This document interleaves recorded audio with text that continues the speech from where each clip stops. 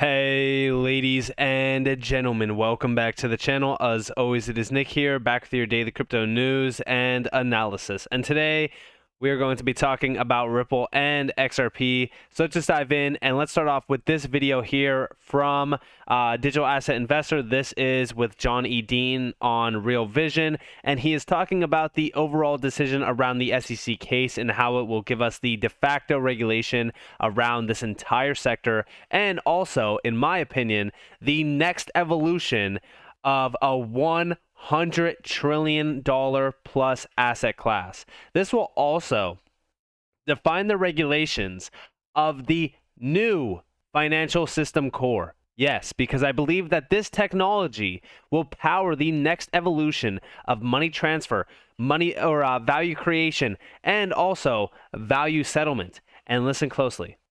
Do people really believe that in the next year that we're going to get legislation that is passed by the Senate, passed by the House, and signed by the President of the United States, where it gives clarity to the market? I'm not an optimist in that area, which means that this decision in the Ripple case could give us basically the de facto regulation. Do people really believe that in the And I also believe that, at the end of the day, this is one of the biggest cases around crypto. If anything, listen, I don't care if people support XRP or Ripple, but to blindly sit on the sidelines and say, Ripple will lose, and you continue to support Bitcoin makes absolute no sense. Don't get me wrong. I know that Bitcoin got the free pass. Well, it's going to be treated like a commodity. That's what we keep hearing, right? But I want everyone to realize that this entire case determines the future of this space. Not only in terms of utility tokens, but everything around crypto. This is the most important event in crypto's history. And it's also one of the biggest challenges that we have faced so far. Now, we also see from John E. Dean, enough is enough. Gary Gensler believes he could do whatever he wants with no oversight. The SEC won't even provide public calendars of Gensler or other SEC staff. And when people like me state that the SEC has become an innovation-killing cesspool of corruption, we're the bad guys.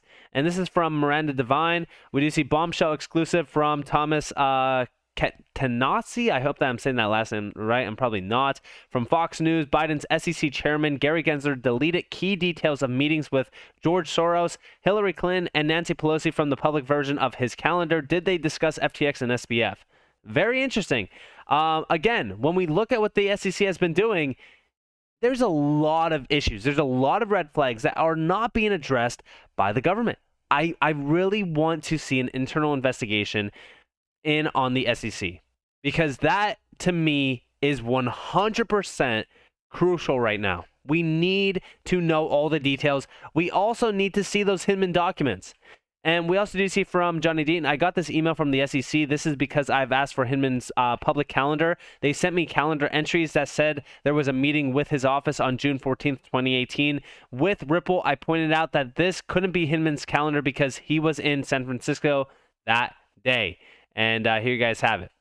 Very interesting. And we do see this has been going on for 9 months. I said the man gave a speech in San Francisco on June 14th, 2018, and the calendar you've provided doesn't list that speech. Yet his trip was paid for by the government, and speech he gave is on the SEC website today. Only when I sent them a draft complaint I was filing did they send an email. We're still working on it. It should not be this difficult to review the calendar of public servants, unless, of course, they're not working for public, but on the behalf of a select few. And yes, that is the case. We are seeing the SEC not protect you and me. No. Listen, I'm tired of these agencies going around and saying, hey, we're protecting the retail individuals. We're protecting investors. No, they are not. The only investors that they are protecting is themselves and the big bankers. The big bankers are the ones that are generating massive opportunities right now around this entire case, because guess what? Their future is determined by this case as well. Why? Because we know what XRP is focused on. We know XRP's big potential move to not only disrupt the entire food chain of the incumbents around the financial system today, but also it's not only going to disrupt the key players, it's going to disrupt the entire system. And this is very exciting.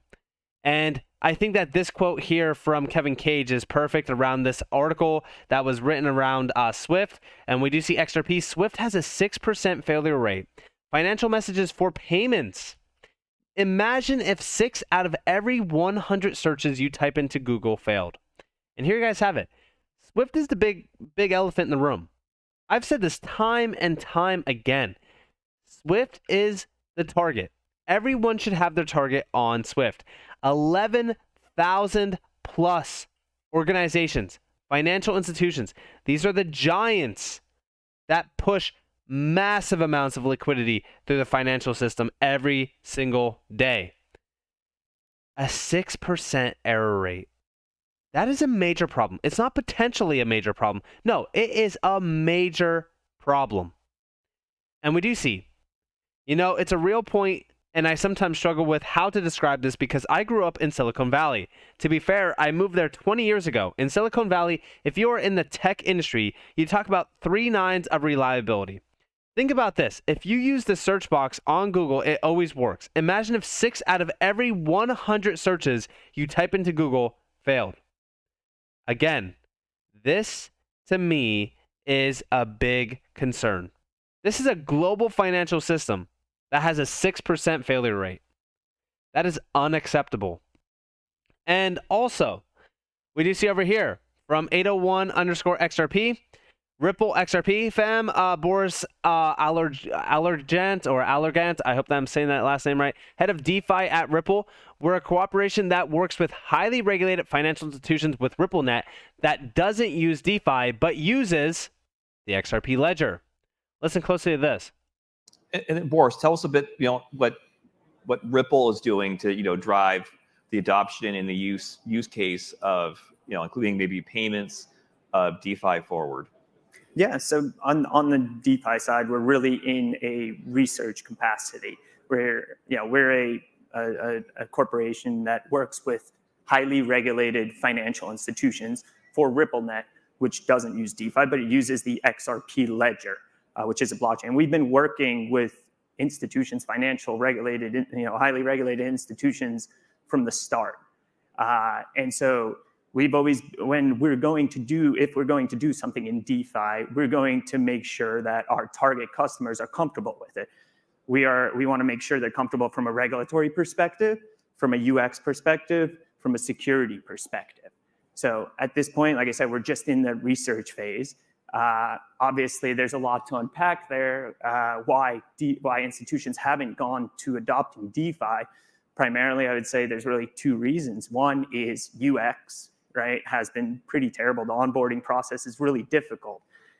Institutions can figure out a way to enable that for everyone, right? It should be logging on to DeFi or interacting in a DeFi ecosystem should be as easy as going on your online banking account, right? Your mom, your grandmother should be able to do it. 2, I think the other thing limiting is really regulation, lack of regulatory clarity in the space. And that's really hindering DeFi. And that's regulatory clarity and really a playground of rules from an AML KYC perspective, but also a categorization of the asset perspective. How should these digital assets be viewed and the different economic schemes behind them? Another issue, in my view, that's sort of... And of course, in my opinion, like when we look at what's happening behind the scenes with Ripple and XRP, specifically centering it on the XRP ledger, I just made a video last night. And I was talking about these Bitcoin maxis, right? They want to utilize the Lightning Network because Bitcoin itself, and I'm just going to be honest with you guys, I'm just going to be upfront with you guys, was not built for payments. It was not. I've sent hundreds of Bitcoin transactions taking hours of time of confirmations. I mean, it's just absolutely ridiculous. It's so slow, it's inefficient, and I just don't care to utilize a layer 2 network to send transactions to have them there in a minute or so. Still paying an astronomical fee as well.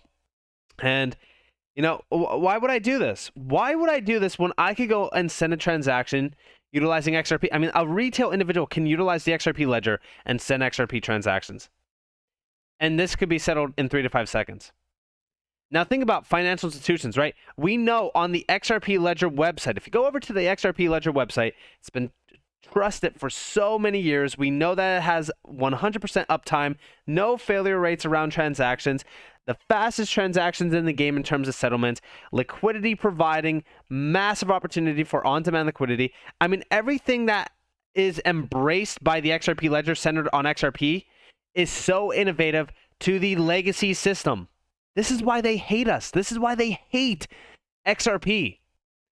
And I also just want you guys to realize that as the US is dragging their feet, guess who isn't? London. London continuing to punch. London overtakes New York and San Francisco for fintech funding. Not only did we see this, right?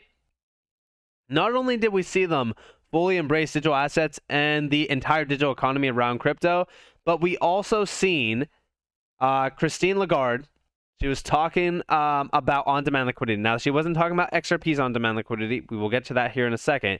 But I also want you guys to understand the focus point behind London. Crypto ecosystem, the money market funds experienced acute liquidity strains. You all remember that. This reflected a structural liquidity mismatch at the heart of their operations, with them offering on-demand liquidity to investors while at the same time investing in more illiquid assets. And that is because we must contend with potentially new sources of financial stability risk. For example, one area in which the financial system is adapting to new technologies is in the so-called crypto assets and decentralized finance, DeFi. Crypto assets are exceptionally volatile and pose considerable risks to consumers. Recall, after peaking in November 21, that was just a year ago, the price of Bitcoin fell by almost 75% in 1 year. And only last month, we saw the chaotic, complete collapse of FTX, a crypto asset exchange once valued at $32 billion, and a critical player in that field. While the impact of such episodes has been contained so far, systemic risk could easily arise from increasing interlinkages between the crypto ecosystem and the traditional financial system. Policymakers, including macroprudential authorities, must carefully consider if and how the crypto ecosystem needs to be regulated. Europe has been at the forefront here with the Agreement on the Markets in Crypto Assets Regulation, also known as MiCA. Now, again, she might not be talking about on-demand liquidity with XRP. Like, for example, this is this is where this all comes from: macroprudential policy in Europe, building resilience in a challenging environment, talking about the systemic risk and all that kind of stuff around the adoption of crypto. But I want you all to understand the discussions that she made and the points that she made in that video. Obviously, liquidity risk. She focuses on liquidity. What's solving liquidity? That's right, XRP with on-demand liquidity. And not only that, but I also want you guys to understand that she was focusing on DeFi. This video literally focuses on DeFi around Ripple and how they are already cooperating with massive, giant, financial institutions that are already highly regulated. All of this is preparing you for what's yet to come. Things around crypto. Like, I love to see Christine Lagarde, who is the president of the ECB, the European Central Bank, talking about crypto regulations and how they could blossom into plug and play with the traditional system.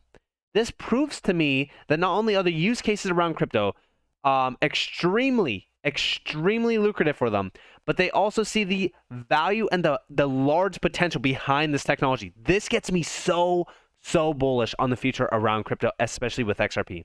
So with that being said, I hope that you guys enjoyed this video. If you guys did, definitely leave a like, subscribe to notifications on if you guys want more free content. You guys are more than welcome to follow me on Twitter and join the free Discord down in the description below. As always, up to you all. Have a beautiful day, beautiful night. Wherever you guys are on this before, this has been Nick. Peace out, guys.